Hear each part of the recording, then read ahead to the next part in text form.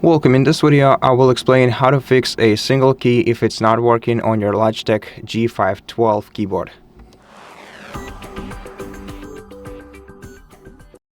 So, first of all, we're gonna have to unplug the keyboard from our computer because we don't want it to be powered during this process. And then we're gonna have to prepare our tools. If you have, you can either use a tool like this with two endings, one for keycaps and one for switches, or you can use the ones included in the box with the keyboard.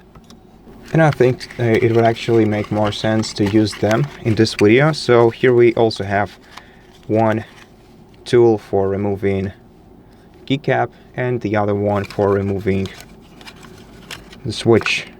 So the difference is the distance between the grabbers. I'm not sure what they are actually called. Let's call them grabbers. So basically what you have to do is grab a single key like this. Make sure to just catch it from the bottom and then pushing your keyboard down,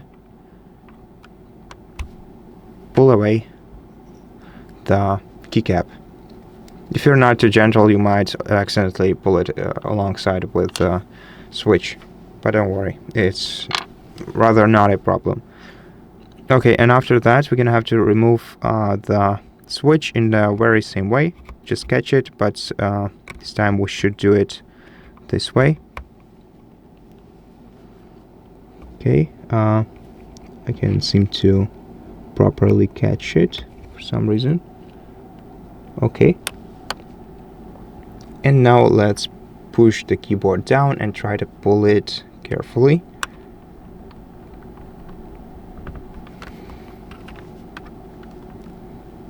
Okay, this one's actually sit firmly. And after that, check the contacts beneath the key and check your the feet of your switch. Now if you have replaced this switch, there is a good probability that you accidentally pushed the switch the wrong way and bent your feet. In such case, it actually blocks the access to the entire motherboard of your keyboard, and you have to carefully unbend, straighten these feet using tools around you, and then also clean the entire bottom of the switch, and also the contacts right here using the cotton pad and isopropyl alcohol. You can also, and you should also try to use some compressed air to clean the keyboard from the inside, because there might be some debris or dust or hair particles that could have got stuck in there. And once you do that, it's pretty easy to reinsert the switch. Just place it like this. Just make sure that your contacts are at the bottom.